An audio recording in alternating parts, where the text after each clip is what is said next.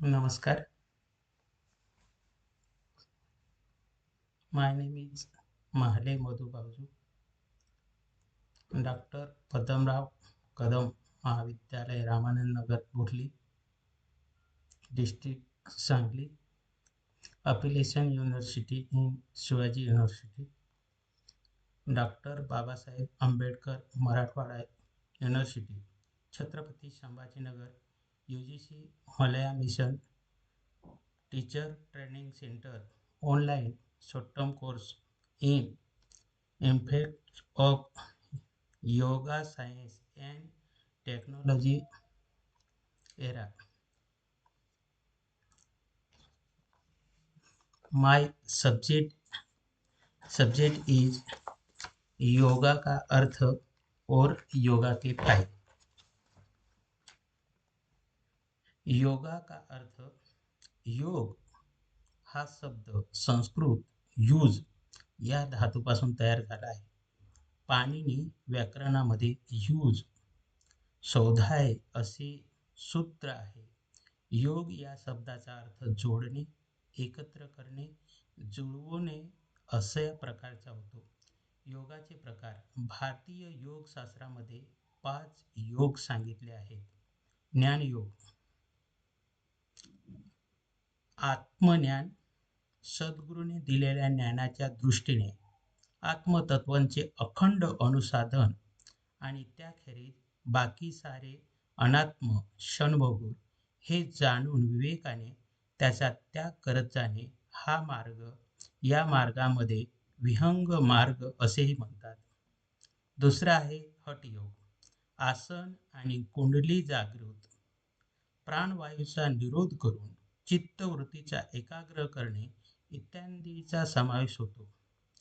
चौथा आहे कर्मयोग, योग कर्मशु कौशल्य, कर्मात कुशलता आणणे म्हणजे योग.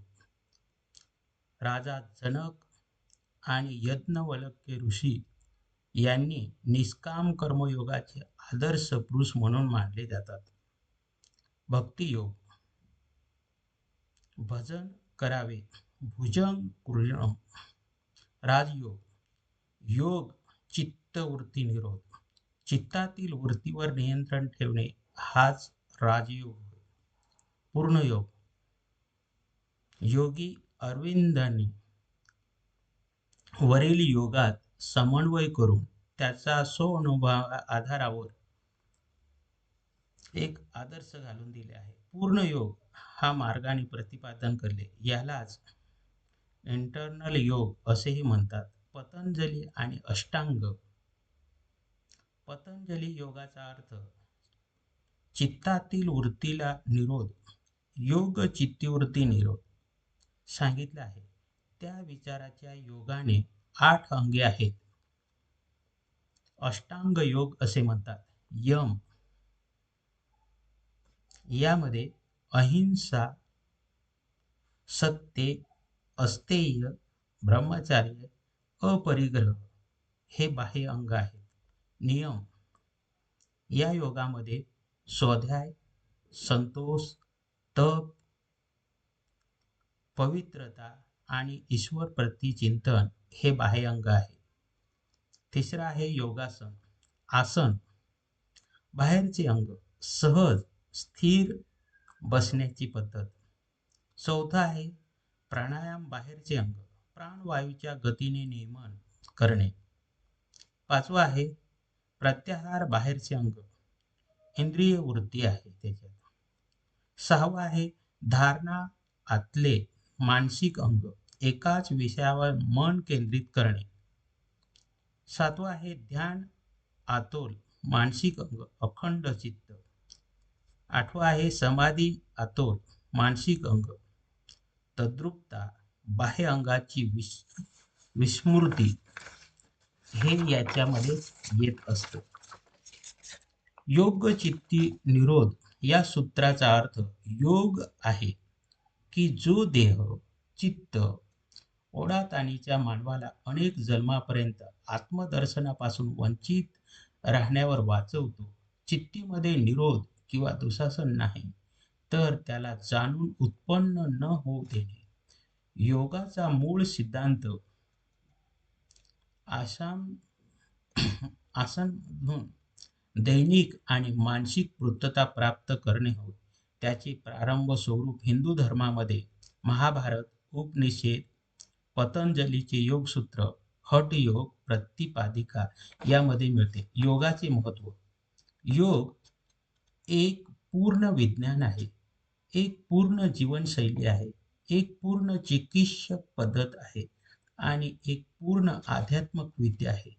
योगाच्या लोकप्रियतेचे रहस्य आहे की लिंग, जाती, धर्म, संप्रदाय, क्षेत्र आणि भाषाभेद हे न पाळता संकीर्णामध्ये कधी अबाध न राहणे होय. चिंतन, बैरागी, अभ्यासू, ब्रह्मचारी, गृहस्थ कोणीही त्याचे साध्य करू शकतं. लाभांश होऊ शकतात. व्यक्तीला निर्माण आणि उत्पादनामध्येही नाही तर परिवार, समाज, राष्ट्र, विश्वाच्या चतुर्मुखी विकासामध्ये योगाला महत्त्व आहे. योग मनुष्याला सकारात्मक चिंतनाचा प्रशस्त मार्ग जाणण्यासाठी एक उद्भुत विद्या आहे, जिला हजारो वर्षापूर्वीच्या भारतामध्ये प्रज्ञावान ऋषीमुनींनी आविष्कृत केले आहे.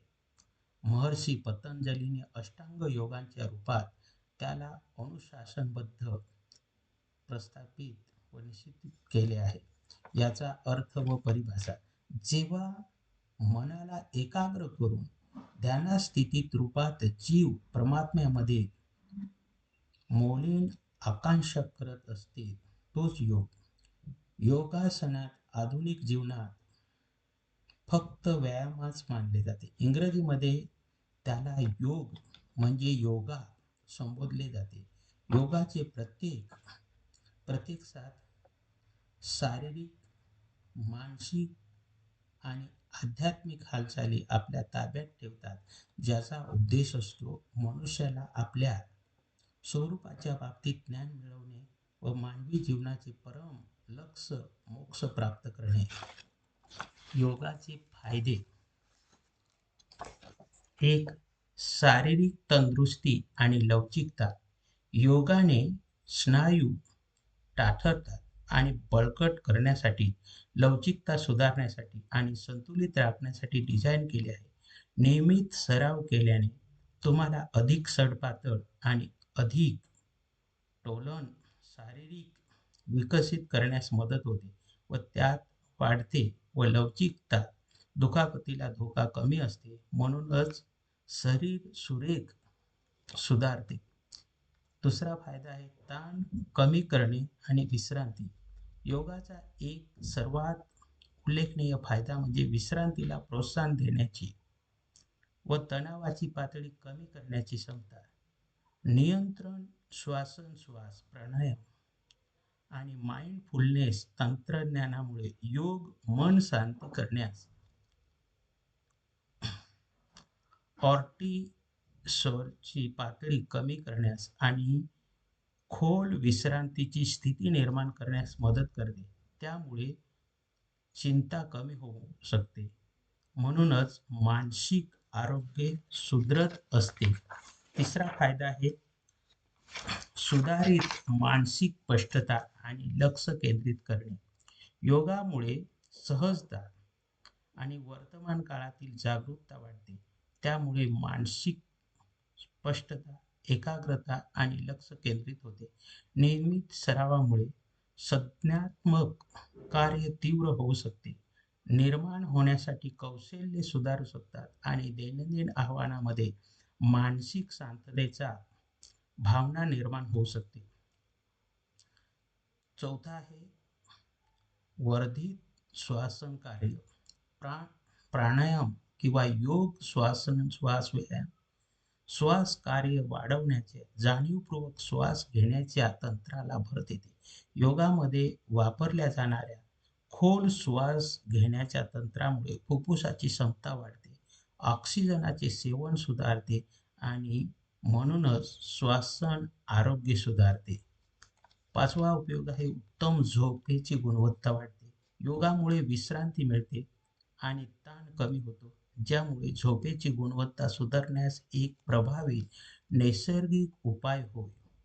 काही योगाने विश्रांती तंत्रे झोपेच्या जागृत चक्रांचे नियमन करण्यास आणि झोपण्यापूर्वी आराम करण्यास, निद्रांची लक्षणे कमी करण्यास मदत करू शकतात. 6वा फायदा आहे वाढलेली ऊर्जा पातळी. नियमित योगामुळे रक्ताभिसरण सुधारते, मज्जासंस्था उत्तेजित होते, शारीरिक ताण कमी होतो. त्यामुळे ऊर्जेची पातळी वाढते. शारीरिक थकवेऐवजी योग त्याला पुनर्जीवित करीत असतो. त्यामुळे साधकाला अधिक ऊर्जा आणि पुनर्जीवन मिळते. 7वा फायदा आहे वजन व्यवस्थापन समर्थन देते. योगामुळे खाण्याच्या सवयीमध्ये जागरूकता निर्माण होऊन आणि निरोगी चयापचय सुधारण्यास वजन व्यवस्थापन मदत होऊ शकते. विनाश किंवा पॉवर योगासारख्या काही योगशैली हृदय आणि रक्तवाहिन्याचा व्यायाम देखील प्रदान करून त्यामुळे कॅलरीज बर्न होतात आणि स्नायू तयार होतो. 8वा फायदा आहे रोग प्रतिकारक शक्ती वाढणे. शारीरिक व्यायाम, ताण कमी करणे आणि योगाभ्यासामुळे रक्तभिसरण सुधारणे याचा संयोगाने रोगप्रतिकारक शक्ती वाढून नियमित सरावामुळे लसिका प्रणाली उत्तेजित होण्यास मदत होते, जी आजार आणि संसर्ग विरुद्ध शरीराच्या नैसर्गिक संरक्षणासाठी समर्थ करू शकते. 9वा फायदा आहे वेदांना वेदनांना आराम आणि व्यवस्थापन. पाठदुखी, सांधेदुखी, डोकेदुखी यासारख्या दीर्घकालीन वेदनांच्या आजारावर उपचार करणारा योग एक प्रभावी व पूरक आहे.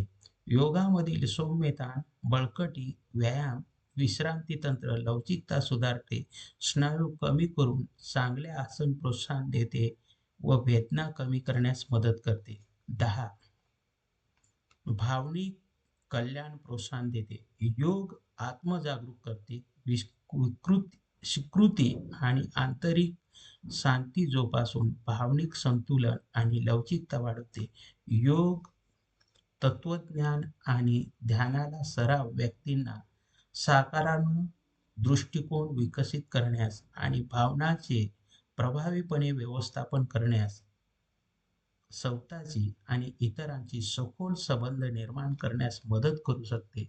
अशा स्वरूपातील योगाचे अनेक फायदे आपल्याला दिसून येतात. अशा स्वरूपातील